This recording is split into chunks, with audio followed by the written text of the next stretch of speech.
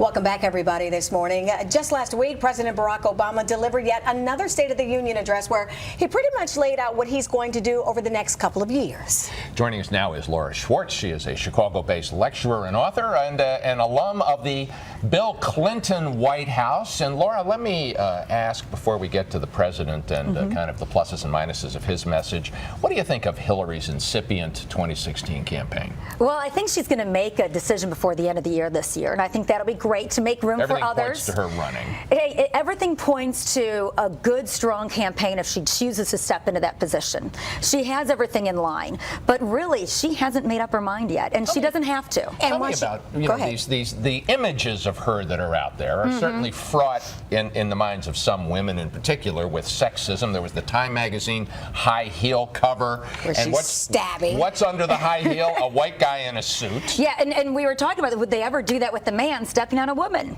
You know, that cover was just really off for me. So was the New York Times Magazine with Planet Hillary. And you read that story. It wasn't a flattering It wasn't a flattering image. And to be honest, the article, for me, lacks substance about Secretary Hillary Clinton, Senator Hillary Clinton, First Lady Hillary Clinton, advocate as the First Lady of Arkansas, Hillary Clinton. So what are the it really she talked about all the people in her orbit instead of what she do. What is it she has to do if she runs? Well, I think she has to look back at her failed primary campaign and notice how to connect better in 08. Have that same excitement and attitude that she did in New Hampshire, where she won after losing Iowa, which was, you know what, she shed some of the circles around her and got down, talked to the voters, sat down, and just related. And she won thumpingly among older women. And you know what, and then she started winning bigger states after that. If she does that earlier, I think you're going to have a much more congenial conversation between she and the voters and better demographics. And do you think, Laura, it was wise of Hillary Clinton to come out last week and have a serious conversation about Benghazi where she addressed it with the auto dealers? I think it's great. Every time she can address it, I think it's a very good thing because number one. And saying that was one of her biggest regrets? It allows her to test her message and her response before getting into a debate during the primary or general election for president.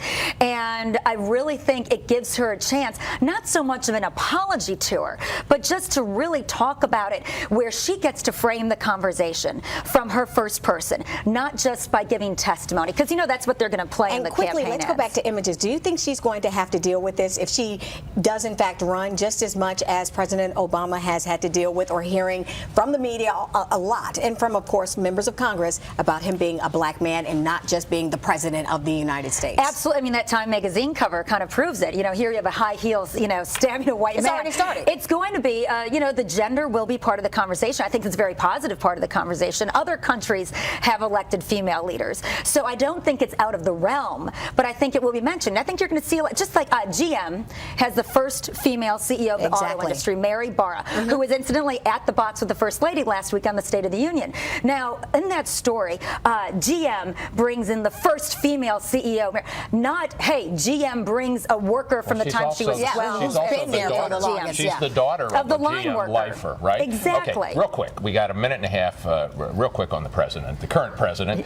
And you did not like him tweeting out that image of the pen, which is symbolic of what he said in the State of the Union. He talked about how, to the degree that he can, he's going to bypass Congress and use his pen for executive orders. Exactly. Yeah, for me, it's all about the timing of the tweets. If he tweeted that executive pen out the day after State of the Union, if they're getting a lot of rebuff, that's one thing. But I just really didn't like the tone that it set the day before the State of the Union, saying, I can take my own pen and do it myself, because he can, and I think that's a threat. I think that's something in his arsenal he has to use, especially when it comes to minimum wage, which he pushed that last week and can do it on his own for federal workers.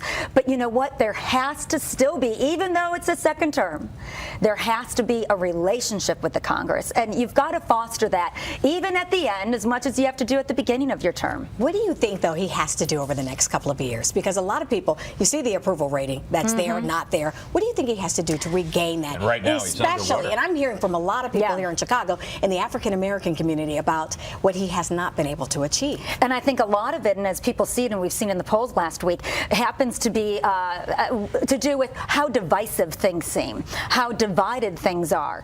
And I think that he has to make the point that actually Speaker Boehner did last week, is that just because we're a divided Congress and administration doesn't mean we have to be a dysfunctional one. And right now, I think people in America, independents, Democrats, Republicans, all feel that divisiveness. Laura, you worked with, of course, President Clinton. Do you miss that? Do you miss being in that fishbowl? I do. For that time and place, it was outstanding. Now, being able to travel the world and partake in things in a different role, I love that as well. But I tell you, President Clinton is somebody really that all presidents can look to, either party, to see what he did in his second term and the very end of the second term and the relationships he dealt with that weren't all that congenial, but were productive. All right, and I think that's a hint maybe at how Clinton was a schmoozer. Barack Obama, for better or worse, is not. He's not a guy who likes to sit down and have a beer with Mitch McConnell. And trust me, I don't think Clinton wanted to sit down and have a beer with a lot of those folks during impeachment, but he sure made you feel like it. That he still had to have a relationship because regardless of what was happening, he had to get things done for the American people. And that's why you even look at his record during that time,